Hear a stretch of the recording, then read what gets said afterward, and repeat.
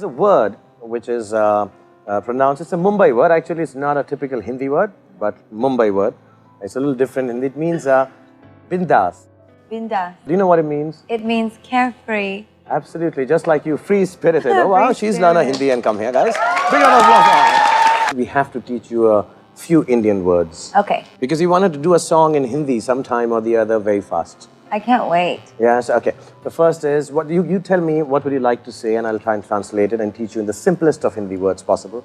Okay, high heels. Ah, okay. Okay.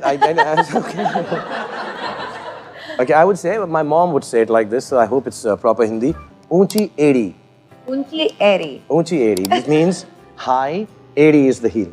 Okay. Is it right? Edi, heel? Yeah? Unchi edi, okay. So I like unchi eri. Okay.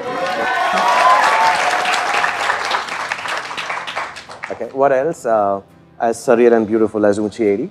How do you say love? Love? Pyar. Pyar. P-Y-A-A-R. Pyar. Pyar. And if you feel being a little more generous and a little more gentle, then you say mohabbat. Mohabbat. Mohabbat. Mohabbat. How do you say I love you? I'm gonna say that to you. You don't have to ask. Oh. So I would say it like this. Say I love you. I'm gonna say it. I'm gonna say it. I go down on my knees and I will say it.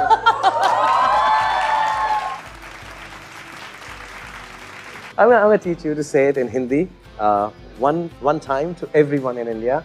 मैं तुमसे प्यार करती हूँ. Which means I love you all. So मैं तुमसे प्यार करती हूँ. मैं तुमसे प्यार करती हूँ. Oh, How do you say little monsters in Hindu? In Hindi you say it कैसे बोलते हैं? छोटे राक्षस और छोटे शैतान. Because it's, you say it endearing. Yeah. Shaitan is endearing. Shaitan means like little devils, little monsters. Yeah. So shaitan. So shaitan. Chote shaitan. Chote means little. Shote. Chote. Shaitan. Shote shaitan. It's a liar. How do you say you're a liar in Hindi? Jhoota. Jhoota. Jhoota. Like Judas? No, that is. Jhoota. Yeah, Jhoota. I've heard you went a bit shopping here in Delhi, and now you know we are quite cheap. I mean, not in any other ways, but like we're not as expensive as you thought before you came here. We are affordable. Well, I had a wonderful time in the market, and I bought lots of nice little, almost like doily tablecloths from my mother. Oh. But she'd like that. And I bought some scarves, and I bought a pantsuit. Is it called a salwar suit? Suit yeah, kameez? Yeah, it's purple. There was like hundreds of people gathering, taking pictures, and I had no idea because I was so busy negotiating. Did you get a good bargain? I did get a good bargain. I'm from New York. All right, of course. I know how to bargain. My question to you is, would you like to date Shah Rukh Khan? Would I like to date you? Yeah. Yes. You're married. That's Absolutely not. Oh. Okay. Who told her about this marriage thing of mine here? I'm a good girl. I don't believe in that. I'm a good boy. Well, I know you are. And I believe in that. I just, I'm a one-guy girl, and I'm very old-fashioned in that way. So absolutely no way. Oh. See, you dashed my hopes to the ground. May I hold that cup? No, yeah? You may not. He was trying to hold my coffee for me backstage. Yeah, I've been trying for the last half an hour. He was being so polite, and he's this huge star. I'm so uncomfortable. No. Because you feel that you've not had, when you went out shopping, you did not have enough money to buy things. You know? Yeah. So I'm going to give you my watch. No, you're not going to give me. No, I don't want your watch. No, please. You know, it's not an expensive watch. No, please. No. And you know, you become my. Come here. Don't want it. Please hold this. This is for my film, actually. Give it to a fan. No, you give it to a fan. So I give it to you, and you give it to a fan. Yeah. Mercy. I started in theater as well. Oh, wow. I did, yeah. I went to acting school since I was 11 years old.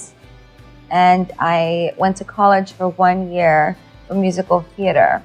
So we share that in common. And would you like to act again in a movie or something? Because if you are, I know all your managers are here, so we are not jumping the gun. But would you act in a Hindi movie with me one day? I would love to. All right, done, guys. This is it. But I don't want to be presumptuous that I would get, a leading role because No, you would. you are the king. And congratulations, by the way, on your new movie. See, that's what nobody knows. In my new movie, I'm called G1. G1. Which means life, actually. But the G stands for Gaga. Oh, and yeah. everybody's been asking me, what does G stand for? So I have to tell them today, it stands for Gaga. Do you know Deepak Chopra? Yeah, I know very well. So he's I think he's psychic or something. Okay. Because I know he knows I'm in India, but in the middle of the night, I woke up last night and I was, very nervous for the interview. And I get a text message from Deepak telling me to buy a Ganesh. A Ganesh. Isn't that funny? Yeah, fantastic. Who gets text messages from Deepak Chopra? Whoa. I'm a very spiritual person, and I thank God every day for my voice in the world. And I believe that I had a reincarnation in my lifetime, a rebirth. I believe you can be reborn over and over again. So do you feel you're reborn? Would you remember your previous birth, who you could have been, when you think of people? Yes. Is it okay to share with us? Or? I believe that I was my father's sister. Oh, wow. Yeah, my father's sister died when she was 19 years old. And I believe that her spirit is with me. So I believe that I am her reincarnation. Wonderful. In Hindu mythology, that's one of the biggest beliefs, that you're reborn. When I'm in America and I talk about it, they look at me like I'm crazy cakes. No, here we take you as the most normal. We think you're Indian now, actually. Now that you're saying. I really believe that. And my middle name is Joanne, which is my dad's sister's name. And her middle name is Stephanie, which was my birth name. So it all just kind of comes together in this interesting way. And whenever I see my grandmother or my family, they always say, oh, you look so much like her. And I really believe that she had so much unfinished business on this earth. She was a poet, she was a writer, she was a painter. So I believe I have two hearts. One is hers. Absolutely, and it's a wonderful thing to believe in. I always say, if someone gave me the choice to have all the money in the world, but you can't sing anymore, or lose it all and keep singing, I'd give it all away in a second. I wouldn't even think about it. Yes. That's the way, guys. When people ask me, what are you going to do when you stop acting? And I said, I'll never stop acting. I'll do it in my bathroom. I'll do it in my bed. I'll sing in the shower. Absolutely. That's what I do. I act in my shower. With me and my coconut oil. Ooh. We make very good coconut oil here in India, okay? I know you do. I've been looking around. I want to know, how have you handled fame at such an early age, and this kind of fame, this kind of huge, humongous fame? Well, I'm a little bit in denial, and I'm quite delusional, and I'm very, very lucky. I have an amazing family, amazing family, and my mother and father are just, they're the same as they've been since I was very young, and they keep me very grounded. And my parents were the first in our lineage to go to college and receive an education. I've sort of spent my entire life trying to make my dad really proud, because he and my mother gave my sister and I everything.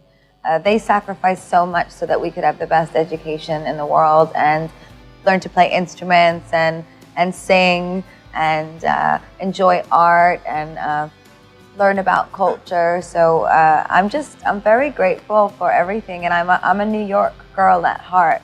To be totally honest, if I'm in New York City and I don't go home and cook my dad dinner, that's my happiness. He calls me up and he says, "Hey kid, I heard you're home. You better come home and make me some gravy." So I go home and cook my dad dinner. I remember we used to be here in all the concerts, and all we hear is Radio Gaga. Yes, Radio Gaga. So I've heard your name, your stage name, your performance name. Your performing name is inspired from that song. Am I right in saying You that? are 100% right. First of all, Queen is the beginning of the petri dish of theatrical rock and roll, rock opera. And I worshipped Freddie Mercury from a young age and worshipped the band. And maybe I'll get more comfortable now. Yes, my friends always thought they thought I was very theatrical when I would perform. So they started to call me Gaga. They said, "You're so like Freddie." Gaga, Gaga, Gaga. And then I added the lady because I thought it was ironic, and it's very much like my personality. I can be very, very ladylike, and like the fans will tell you, I can sometimes be not so ladylike. And that's part of who I am, and that's sort of the duality of me as an artist.